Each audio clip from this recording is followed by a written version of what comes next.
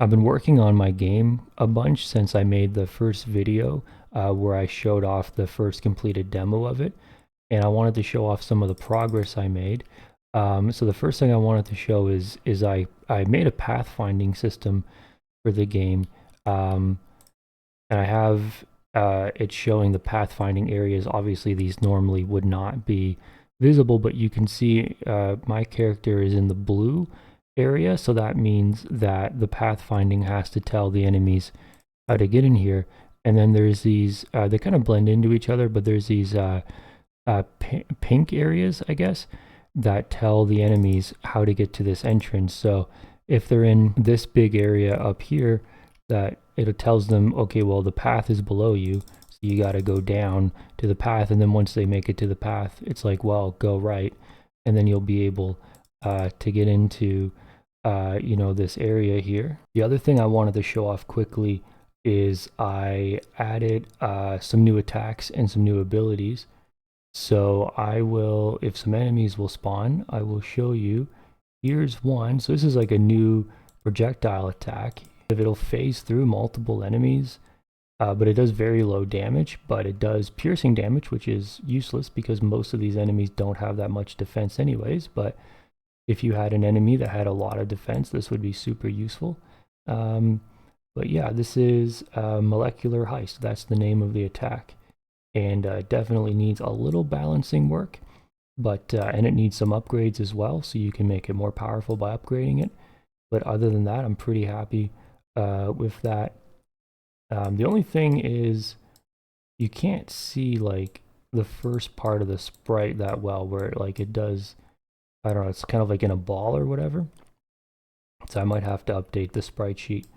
And then the other one, maybe I can kind of show this, is as you take damage, you actually gain experience if you get the Pupil of Agony ability. You basically, every time you take damage, a percentage of that gets converted into EXP, and you can keep upgrading it, and that percentage goes up to 350%, which is not that much. Like, you take so little damage, like you literally have 10 health, and the amount of damage you take is very minimal. So it's very little EXP, but every bit helps. The last thing I want to show is this new attack as well, which is Hemoglobic Rain. And this one, you have to click on this icon over here after you unlock it. You also have to unlock the Blood Vial ability, which basically, what Blood Vial does is it lets you collect blood every time you kill something. And then you fill up this vial. And when you get enough blood, you're able to use the attack. So you basically pay blood to do the attack, and then obviously that reduces how much blood you have. So when you use this, it causes this rain effect, and it damages everything on screen. And the nice thing about that is all these enemies are getting damaged. You're getting blood from them. So sometimes that'll give you another attack. Mind you, just for demonstration purposes, I put the amount of blood you get up. So you normally get blood a lot slower.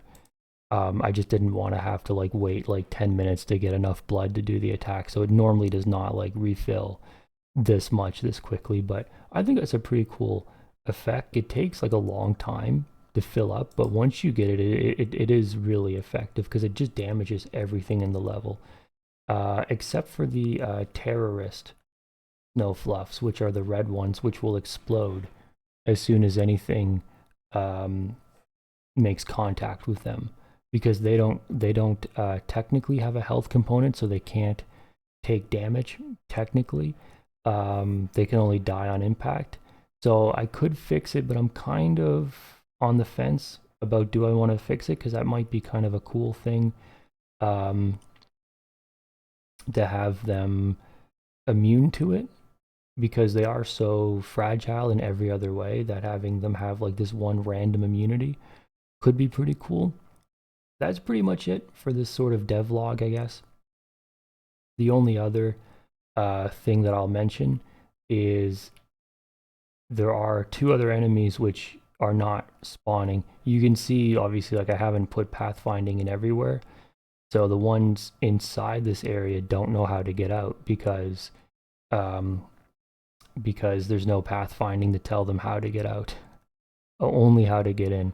But yeah, there's two other enemies that are not spawning, which is the snowman and then the potato. And the reason they're not spawning is just because I disabled them temporarily, because they do technically work with the pathfinding, obviously, but their collision is too big for them to fit through. Actually, they could fit through this one, but the other one, the one that you saw before the other opening, they can't fit through it because they're too big. So I got to adjust their collision. I just haven't got around to it yet, but the problem is that they will just sit there in front of the entrance and block any of the other enemies from going through. So I just disabled them until I have time to look at their collision, because they definitely cause some congestion. And they also will try, like, if let's say, the character's hair here, which he is, and then let's say, one of those enemies, because they shoot projectiles at you, right? Let's say they were on the other side of the fence or the wall. This will eventually be a fence, but I haven't drawn a fence sprite yet, so for now it's a wall. But if they were on this side, they'll keep trying to shoot at you, even though they can't hit you. So eventually I got to get around to giving them like a ray cast where they can say, am I actually able to hit the character? Because if not, I'm just not going to bother attacking. I'm not going to throw stuff if it's not even going to hit, or if there's like an obstacle in between, right? So that is something I'll have to do. So there are a few things that like have to be done, especially like cleaning up, a lot of cleanup work with the coding and whatever and some of the naming. But it's a pretty, like, it works. It's a pretty functional. So I'm happy enough with that, because I literally was racking my brain for a few days, like trying to figure out uh, how to make this work, and I couldn't figure it out. And what I figured out, the secret was basically I was dieting and not eating a lot, and the secret was just eat more, and then that way you have your focus and you can actually think about things. Because when I was like dieting and like really really dizzy, is like, well, I couldn't focus enough, so that was the solution. But anyways, that is that. Thank you for watching, and goodbye.